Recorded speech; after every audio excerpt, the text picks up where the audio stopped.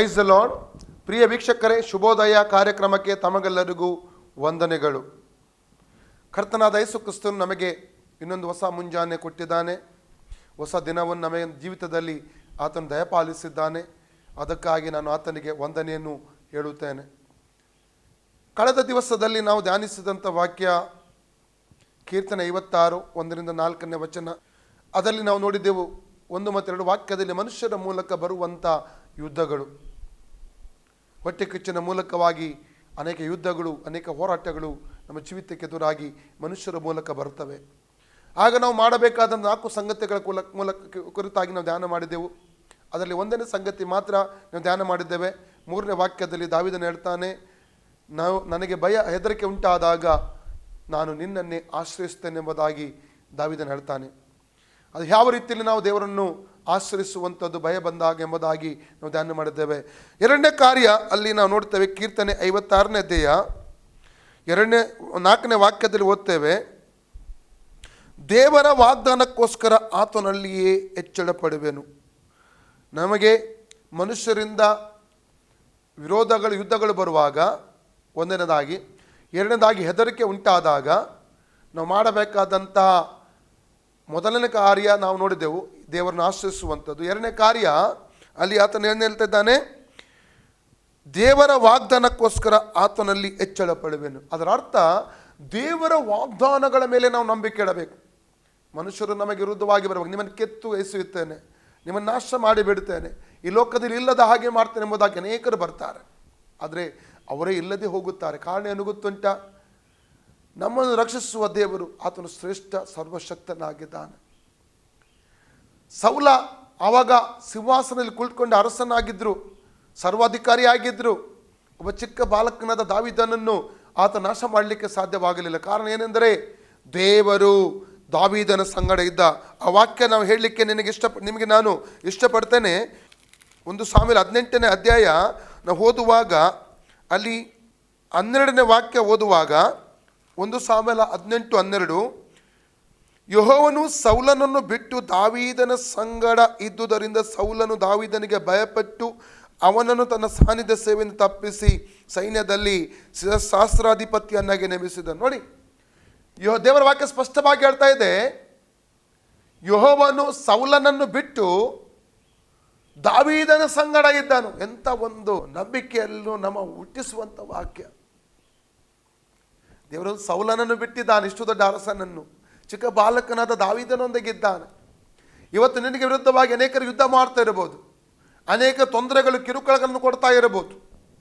ಅದು ಒಂದನ್ನು ತಿಳಿದುಕೋ, ಆ ವ್ಯಕ್ತಿಗಳೊಂದಿಗೆ ದೇವರಿಲ್ಲ, ದೇವರು ನಿನ್ನೊಂದಿಗಿದ್ದಾರೆ. ದೇವರಿಗೆ ಭಯಪಡುವಂಥ, ದೇವರ ವಾಗ್ದಾನದ ಮೇಲೆ ನಂಬಿಕೆ ಇಡುವಂಥ ನಿನ್ನೊಂದಿಗೆ ಆ ದೇವರು ಇದ್ದಾರೆಂಬುದಾಗಿ ನೀನು ತಿಳಿದುಕೊಳ್ಳುವುದು ಅತಿ ಪ್ರಾಮುಖ್ಯವಾದದ್ದು. ದೇವರಿಗೆ ಅಸಾಧ್ಯವಾದಂಥ ಕಾರ್ಯ ಯಾವುದೂ ಇಲ್ಲ. ನೀನು ಕೇವಲ ಆತನ ವಾಗ್ದಾನದ ಮೇಲೆ ನಂಬಿಕೆ ಇಡಬೇಕು.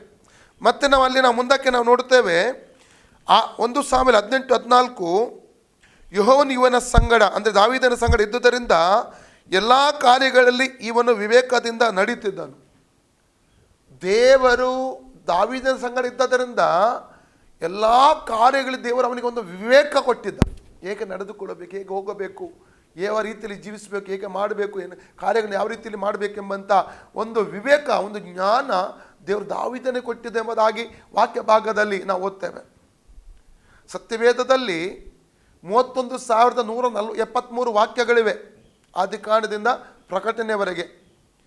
ಅದರಲ್ಲಿ 6,000ಕ್ಕಿಂತ ಅಧಿಕವಾದಂಥ ಶ್ರೇಷ್ಠವಾದಂಥ ದೇವರ ವಾಗ್ದಾನಗಳಿವೆ. ಈ ವಾಗ್ದಾನಗಳು ನನಗಾಗಿ, ನಿಮಗೋಸ್ಕರವಾಗಿ. ಈ ವಾಗ್ದಾನಗಳ ಮೇಲೆ ನಂಬಿಕೆ ಇಡಬೇಕು. ಕಷ್ಟ, ದುಃಖಗಳ, ವೇದನೆಗಳ, ಹೋರಾಟಗಳ ಮಧ್ಯದಲ್ಲಿ ನಾವು ಹಾದು ಹೋಗುವಾಗ ಈ ವಾಗ್ದಾನಗಳ ಹಿಡಿದು ನಾವು ಪ್ರಾರ್ಥಿಸಬೇಕು. ದಾವೀದನು ದೇವರು ಮಾಡಿದಂಥ ವಾಗ್ದಾನಗಳನ್ನು ನಂಬಿ ಆ ವಾಗ್ದಾನಗಳ ಮೇಲೆ ಭರವಸೆ ಇಟ್ಟು ಆತನು ಮುಂದಕ್ಕೆ ಹೋಗ್ತಾ ಇದ್ದದರಿಂದಾಗಿ ದೇವರ ವಿಶೇಷವಾದಂಥ ಕಾವಲು ಆತನ ಜೀವಿತದಲ್ಲಿ ಇದ್ದುದನ್ನು ನಾವು ನೋಡಲಿಕ್ಕೆ ನಮಗೆ ಸಾಧ್ಯವಾಗ್ತದೆ. ಜೋಶುವನ ದೇವರ ವಾಗ್ದಾನಗಳಿಗೆ ಕೆಲವೊಂದು ವಿಶೇಷತೆ ಇದೆ. ಅರಣ್ಯಕಾಂಡ 23ನೇ ಅಧ್ಯಾಯ 19 ವಾಕ್ಯ ಹೇಳ್ತದೆ, ನರ ಮನುಷ್ಯರಾಗಿ ದೇವರು 2 ಮಾತಿನ ದೇವರಲ್ಲ, ದೇವರು ಏನು ಹೇಳ್ತಾನೋ ಅದನ್ನು ನೆರವೇರಿಸ್ತಾನೆ. 1 ಸಾಮುವೇಲ 15ನೇ ಅಧ್ಯಾಯ 29ನೇ ವಾಕ್ಯದಲ್ಲೂ ಕೂಡ ಅಲ್ಲಿ ಹೇಳ್ತದೆ, ದೇವರು ಎರಡು ಮಾತಿನ ದೇವರ ಅಲ್ಲ ಎಂಬುದಾಗಿ. ಜೋಶುವ 21:45, 1 ಅರಸು 8:56ನೇ ವಾಕ್ಯ ಹೇಳ್ತದೆ, ಇಸ್ರೇಲರಿಗೆ ಮಾಡಿದಂಥ ಅತಿ ಶ್ರೇಷ್ಠ ವಾಗ್ದಾನಗಳಲ್ಲಿ ಒಂದು ಕೂಡ ತಪ್ಪದೆ ಎಲ್ಲವೂ ನೆರವೇರಿದವು. ಯಾಕೆ ಗೊತ್ತುಂಟಾ? ದೇವರು ಏನಾದರೂ ಒಂದು ಮಾತು ಹೇಳಿದರೆ ಅದನ್ನು ಖಂಡಿತವಾಗಿ ನೆರವೇರಿಸ್ತಾನೆ. 2 ಕೊರಿಂಥ 1:20-21 ಹೇಳ್ತದೆ, ಎಲ್ಲ ವಾಗ್ದಾನಗಳು ಕರ್ತನಾದ ಯೇಸು ಕ್ರಿಸ್ತನಲ್ಲಿ ಆಮೇನ್, ಹೌದು ಎಂಬುದಾಗಿವೆ. ನಮ್ಮ ದೇವರು ನಂಬಿಗಸ್ತನು. ಇಬ್ರಿಯ 10:23 ಹೇಳ್ತದೆ, ದೇವರು ನಂಬಿಗಸ್ತನು, ಆತನು ತನ್ನ ವಾಗ್ದಾನವನ್ನು ನೆರವೇರಿಸನು ಎಂಬುದಾಗಿ ಆ ವಾಕ್ಯ ಭಾಗದಲ್ಲಿ ನಾವು ನೋಡ್ತೇವೆ. ಹಾಗಾದರೆ ಕಷ್ಟ, ದುಃಖ, ವೇದನೆ, ಕೊರತೆ, ನೋವುಗಳು ನಮ್ಮ ಜೀವಿತದಲ್ಲಿ ಬರುವಾಗ ನಾವು ಮಾಡಬೇಕಾದಂಥ ಎರಡನೇ ಕಾರ್ಯ ಏನೆಂದರೆ ದೇವರ ವಾಗ್ದಾನಗಳನ್ನು ಗಟ್ಟಿಯಾಗಿ ಹಿಡ್ಕೋಬೇಕು. 2 ಪೂರ್ವಕಾಲ 20ನೇ ಅಧ್ಯಾಯ 1ರಿಂದ ನಾವು ಓದುವುದಾದರೆ, ಆವಾಗ ನಾವು ಓದಿದಂಥ ಜೋಷಪಾಟನ ಕುರಿತಾಗಿ ನಾವು ಧ್ಯಾನಿಸುವುದಾದರೆ 6ನೇ ವಾಕ್ಯದಿಂದ, ಈ ಕೆಲವು ಜನಾಂಗಗಳು ಅವನಿಗೆ ವಿರೋಧವಾಗಿ ಯುದ್ಧಕ್ಕೆ ಬಂದಾಗ ಅವನು ಏನು ಮಾಡ್ತಾನೆ, 6ನೇ ವಾಕ್ಯದಿಂದ ವಾಗ್ದಾನವನ್ನು ಹಿಡಿದು ಆತನು ಪ್ರಾರ್ಥಿಸುವಂಥದ್ದನ್ನು ನೋಡ್ತೇವೆ. 6ನೇ ವಾಕ್ಯ ನಿಮಗೋಸ್ಕರ ಓದ್ತೇನೆ ನಾನು. ಯೆಹೋವನೇ, ನಮ್ಮ ಪಿತೃಗಳ ದೇವರೇ, ಪರಲೋಕದಲ್ಲಿ ದೇವರಾಗಿರುವ ಆತನು ನೀನಲ್ಲವೋ? ನೀನು ಜನಾಂಗಗಳ ಎಲ್ಲ ರಾಜ್ಯಗಳನ್ನು ಆಡುವವನಾಗಿರುತ್ತಿ. ನಿನ್ನ ಹಸ್ತದಲ್ಲಿ ಬಲ ಪರಾಕ್ರಮಗಳಿರುತ್ತವೆ. ನಿನ್ನೆದುರಿನಲ್ಲಿ ಯಾರು ನಿಲ್ಲರಾರರು. ನಮ್ಮ ದೇವರಾದ ನೀನು ನಿನ್ನ ಪ್ರಜೆಗಳಾದ ಇಸ್ರಾಯೇಲರ ಎದುರಿನಿಂದ ಈ ದೇಶದ ನಿವಾಸಿಗಳನ್ನು ಹೊರಡಿಸಿ ದೇಶವನ್ನು ನಿನ್ನ ಸ್ನೇಹಿತನಾದ ಅಬ್ರಾಹ್ಮನ ಸಂತಾನದವರಿಗೆ ಶಾಶ್ವತ ಸ್ವಾಸ್ಥ್ಯವನ್ನಾಗಿ ಕೊಟ್ಟಿಯಲ್ಲ.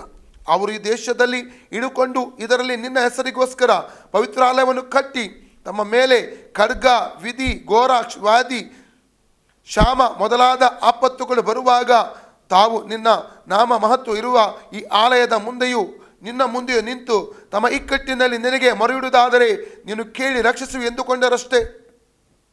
ಈ ಅಮ್ಮೋನಿಯರನ್ನು, ಮೋವಾಬ್ಯರನ್ನು, ಸೇರಿ ಪರ್ವತ ದೇಶದವರನ್ನು ನೋಡು. ಇಸ್ರಾಯೇಲರು ಐಗುಪ್ತ ದೇಶದಿಂದ ಬರುತ್ತಿದ್ದಾಗ ಇವರ ದೇಶದಲ್ಲಿ ನುಗ್ಗಬಾರದೆಂದು ನಿನ್ನಿಂದ ಅಪ್ಪಣೆ ಹೊಂದಿ ಇವರನ್ನು ಸಂವರಿಸದೆ ವಾರಿಯಾಗಿ ಹೋದರಲ್ಲ. ಈಗ ಇವರು ಉಪಕಾರಕ್ಕೆ ಅಪಕಾರ ಮಾಡಿ ನೀ ನಮಗೆ ಅನುಗ್ರಹಿಸಿದ ಸ್ವಾಸ್ಥ್ಯದೊಳಗಿಂದ ನಮ್ಮನ್ನು ಹೊರಡಿಸುವುದಕ್ಕೋಸ್ಕರ ನಮ್ಮ ಮೇಲೆ ಯುದ್ಧಕ್ಕೆ ಬಂದಿರುತ್ತಾರೆ. ನಮ್ಮ ದೇವರೇ, ಅವರನ್ನು ದಂಡಿಸದೆ ಬಿಡುವಿಯೋ? ನಮ್ಮ ಮೇಲೆ ಬಂದ ಈ ಮಹಾಸಮೂಹದ ಮುಂದೆ ನಿಲ್ಲುವುದಕ್ಕೆ ನಮ್ಮಲ್ಲಿ ಬಲವಿಲ್ಲ. ಏನು ಮಾಡಬೇಕೆಂಬುದು ತಿಳಿಯದು. ನಮ್ಮ ಕಣ್ಣುಗಳು ನಿನ್ನನ್ನೇ ನೋಡುತ್ತವೆ ಎಂದು ಪ್ರಾರ್ಥಿಸಿದನು. ನೋಡಿ ಎಂಥ ಪ್ರಾರ್ಥನೆ!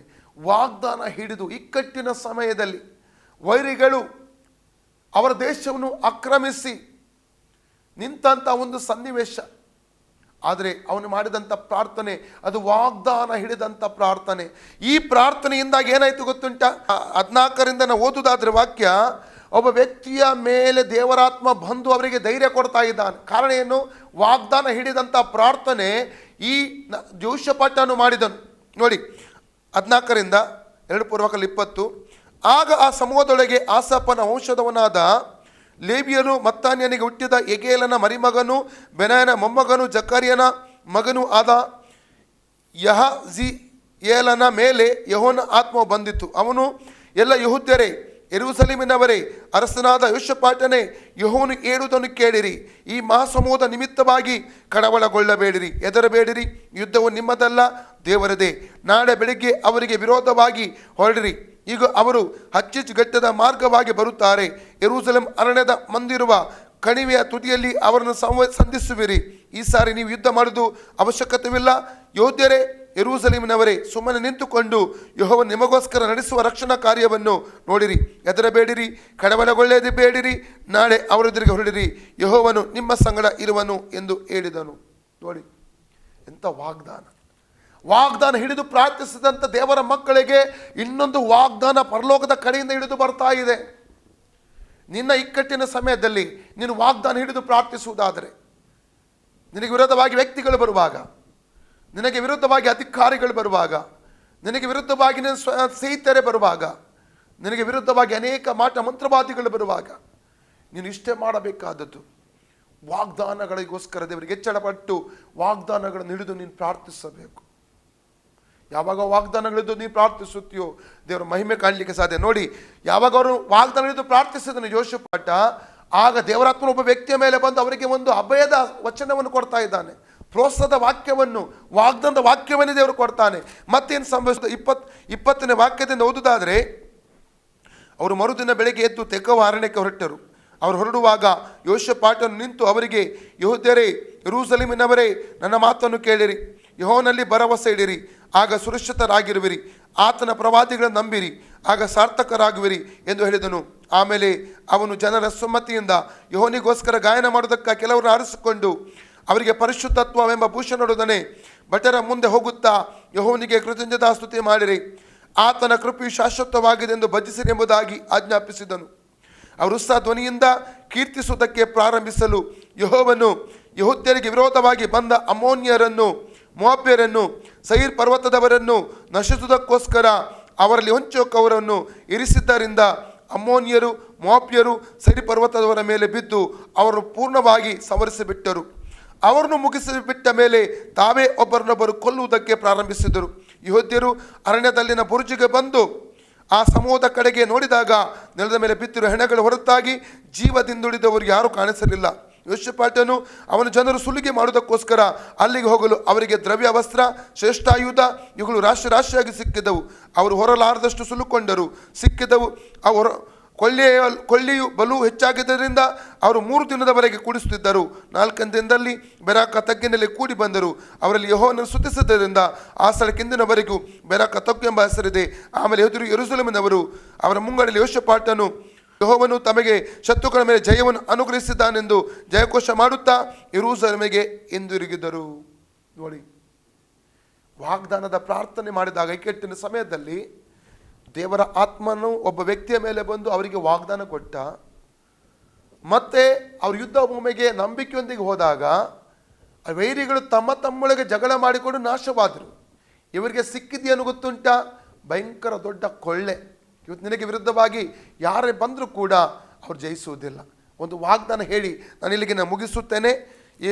ನಾವು ಯೆಶಾಯನ ಪುಸ್ತಕದಲ್ಲಿ 54ನೇ ಅಧ್ಯಾಯಕ್ಕೆ ನಾವು ಬರುವಾಗ ಯೆಶಾಯ 54:11 ವಾಕ್ಯದಿಂದ ಓದ್ತೇನೆ.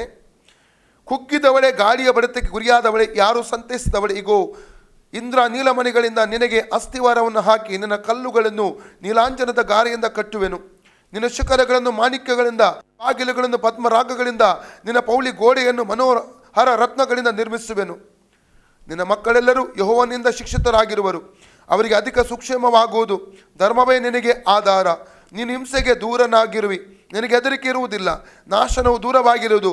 ನಿನ್ನ ಹತ್ತಿರಕ್ಕೆ ಬಾರದು. ನೋಡು, ಯಾರಾದರೂ ನಿನ್ನ ಸಂಗಡ ವ್ಯಾಜ್ಯವಾಡಿದರೆ ಅದು ನನ್ನ ಅಪ್ಪಣೆಯಿಂದ ಅಲ್ಲ. ಯಾರು ನಿನ್ನ ಮೇಲೆ ವ್ಯಾಜ್ಯವಾಡುತ್ತಾರೋ ಅವರು ನಿನ್ನ ನಿಮಿತ್ತ ಕೆಡವಲ್ಪಡುವರು. ಕೇಳು, ಕೆಂಡವನ್ನು ಊದುತ್ತಾ ಉಪಯುಕ್ತವಾದ ಆಯುಧವನ್ನುಂಟು ಮಾಡುವ ಕಮ್ಮಾರನನ್ನು ಸೃಷ್ಟಿಸಿದವನು ನಾನೇ. ಹಾಡು ಮಾಡುವ ಕೆಡುಕನ್ನು ನಿರ್ಮಿಸಿದವನು ನಾನೇ. ನಿನ್ನನ್ನು ಎದುರಿಸಲು ಕಲ್ಪಿಸಿದ ಯಾವ ಆಯುಧವು ಅದು ಜಯಿಸದು. ನ್ಯಾಯ ವಿಚಾರಣೆಯಲ್ಲಿ ನಿನಗೆ ವಿರುದ್ಧವಾಗಿ ಏಳುವ ಪ್ರತಿಯೊಂದು ನಾಲಿಗೆಯನ್ನು ದೋಷಿಯೆಂದು ನೀನು ಖಂಡಿಸುವಿ. ಈ ಸ್ಥಿತಿಯೇ ಯೆಹೋವನ ಸೇವಕರ ಸ್ವಾಸ್ಥ್ಯವು, ನಾನು ದಯಪಾಲಿಸುವ ಸದ್ಧರ್ಮ ಫಲವು ಆಗಿದೆ ಎಂದು ಯೆಹೋವನು ಅನ್ನುತ್ತಾನೆ. ಇದು ಇವತ್ತು ದೇವರು ನಿನಗೆ ಕೊಡುವಂಥ ವಾಗ್ದಾನ. ಎಲ್ಲಿ ಹೋದ ನಿನಗೆ ಜಯ ಸಿಗುತ್ತದೆ. ಎಷ್ಟೇ ದೊಡ್ಡ ವ್ಯಕ್ತಿ ನಿನಗೆ ವಿರುದ್ಧವಾಗಿ ಯುದ್ಧಕ್ಕೆ ಬರಬಹುದು. ನೀನು ಕೇವಲ ದೇವರ ವಾಗ್ದಾನ ಹಿಡಿದು ನೀನು ಪ್ರಾರ್ಥನೆ ಮಾಡು. ಮೊದಲದಾಗಿ ಕರ್ತನನ್ನು ಆಶ್ರಯಿಸು ಭಯಗಳು ಬಂದಾಗ. ಎರಡನೇದಾಗಿ ಕರ್ತನಿಗೆ ಮೊರೆ ಇಡು. ಕೀರ್ತನೆ 56:3 ಕರ್ತನನ್ನು ಆಶ್ರಯಿಸು. ಕೀರ್ತನೆ 34:4 ಕರ್ತನಿಗೆ ಮೊರೆ ಇಡು. ಜೋಶುವ 1:5-9 ಕರ್ತನ ಮಾತಿನ ಮೇಲೆ ನಂಬಿಕೆ ಇಡು. ಯೆಶಾಯ 41:8-13 ವಾಕ್ಯದ ಪ್ರಕಾರ ಕರ್ತನ ವಾಗ್ದಾನದ ಮೇಲೆ ನಂಬಿಕೆ ಇಡು.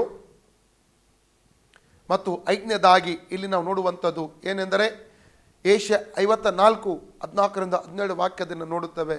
ದೇವರ ವಾಗ್ದಾನ ದೇವರು ಇವತ್ತು ಕೊಡ್ತಾ ಇದ್ದಾನೆ. ಏನೆಂದರೆ ನಿನ್ನ ವಿರುದ್ಧವಾಗಿ ಬರುವಂಥ ವ್ಯಕ್ತಿ ಆತನು ಜಯಿಸುವುದಿಲ್ಲ. ಯಾವ ಆಯುಧ ಅದು ಫಲಿಸುವುದಿಲ್ಲ. ಅದು ಮಾಟ ಮಂತ್ರ ಶಕ್ತಿಯೋ ಅದು ಇನ್ಯಾವ ಶಕ್ತಿಯೋ ಅಲ್ಲಲ್ಲಿಯ ದೇವರ ಶಕ್ತಿಗಿಂತ ದೊಡ್ಡ ಶಕ್ತಿ ಲೋಕದಲ್ಲಿ ಇಲ್ಲ. ದೇವರು ಸರ್ವಶಕ್ತನಾಗಿದ್ದಾನೆ. ನಿನ್ನನ್ನು ಉದ್ಧರಿಸುತ್ತಾನೆ. ನಿನ್ನ ಕುಟುಂಬವನ್ನು ನಿನ್ನನ್ನು ರಕ್ಷಿಸುತ್ತಾನೆ. ನಿನ್ನನ್ನು ಆತನು ಆಶೀರ್ವಾದ ಮಾಡುತ್ತಾನೆ. ನಿನ್ನ ಎಲ್ಲ ಕಾರ್ಯಗಳ ಆತ ಸಫಲತೆ ಕೊಡುತ್ತಾನೆ. ಇವತ್ತು ವಾಗ್ದಾನದ ಒಂದು ಪ್ರಾರ್ಥನೆ ಜೊತೆಯಲ್ಲಿ ನೀನು ಮಾಡು. ಪ್ರೀತಿ ಸ್ವರೂಪನಾದ ದೇವರೇ, ಯೇಸು ಕ್ರಿಸ್ತನ ಪರಿಶುದ್ಧ ನಾಮದಲ್ಲಿ ಪರಿಶುದ್ಧ ಆತ್ಮನ ಸಹಾಯದೊಂದಿಗೆ ನಿನ್ನ ಪಾದ ಸಮ್ಮುಖಕ್ಕೆ ನಾವು ಬಂದಿದ್ದೇವೆ. ಈ ಕಾರ್ಯಕ್ರಮವನ್ನು, ಶುಭೋದಯ ಕಾರ್ಯಕ್ರಮವನ್ನು ವೀಕ್ಷಿಸುವಂಥ ನನ್ನ ಪ್ರಿಯ ವೀಕ್ಷಕ ಸಹೋದರ ಸಹೋದರರಿಗಾಗಿ ನಾನು ಪ್ರಾರ್ಥಿಸುತ್ತೇನೆ. ಸ್ವಾಮಿ ಕರ್ತನೆ, ಇವರ ಜೀವಿತದಲ್ಲಿ ನಿನ್ನ ಕಾರ್ಯಗಳನ್ನು ಪ್ರಕಟ ಮಾಡಬೇಕಾಗಿ ನಿನ್ನಲ್ಲಿ ನಾನು ಕೇಳಿಕೊಡುತ್ತೇನೆ. ಕರ್ತನೆ, ಈ ಸಮಯದಲ್ಲಿ ನಾನು ಅವರನ್ನು ವಾಕ್ಯದ ಮೂಲಕ ಪ್ರೋತ್ಸಾಹಿಸಿದ್ದೇನೆ. ವಾಗ್ದಾನವನ್ನು ಹಿಡಿದುಕೊಂಡು ಪ್ರಾರ್ಥಿಸಬೇಕೆಂಬುದಾಗಿ ಇವತ್ತು ಅವರು ವಾಗ್ದಾನದ ಪ್ರಾರ್ಥನೆ ಮಾಡಿದ್ದಾರೆ ಸ್ವಾಮಿ, ವಾಗ್ದಾನ ಹಿಡ್ಕೊಂಡಿದ್ದಾರೆ. ಸತ್ಯವೇದದ 6,000ಕ್ಕಿಂತ ಅಧಿಕವಾದ ನಿನ್ನ ವಾಗ್ದಾನಗಳಿವೆ ಅಲ್ಲ ಸ್ವಾಮಿ. ನಾನು ನಿನ್ನ ಕೈ ಬಿಡುವುದಿಲ್ಲ, ನಾನಿನ್ನು ತೊರೆಯುವುದಿಲ್ಲ, ನೀವು ಸಾಲ ಕೊಡುವಿರುತ್ತೋ ಸಾಲ ತೆಗೆದುಕೊಡುತ್ತಿಲ್ಲ, ನನಗೆ ಶಾಂತಿ ಕೊಡುತ್ತೇನೆ, ಸಮಾಧಾನ ಕೊಡುತ್ತೇನೆ, ಭಯಪಡಬೇಡ, ಅನೇಕ ವಾಗ್ದಾನ ಕೊಟ್ಟಿದ್ದೀಯಲ್ಲ ಸ್ವಾಮಿ. ಎಲ್ಲ ವಾಗ್ದಾನಗಳಿಗಾಗಿ ನಿನಗೆ ಸ್ತೋತ್ರ.